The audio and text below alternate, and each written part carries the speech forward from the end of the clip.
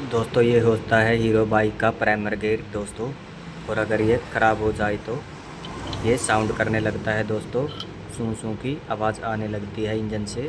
जब क्लच दबाते हैं तो आवाज़ सेट हो जाती है इसकी। और तो इसको बहुत से मैकेनिक क्या करते हैं, आवाज़ सेट करने के लिए इसको ये ऐसे लगता है दोस्तों।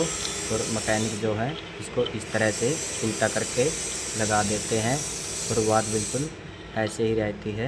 2-3 दिन में फिर आवाज़ आने लगती है गाड़ी की, तो इसको चेंज ही करवाएं दोस्तों।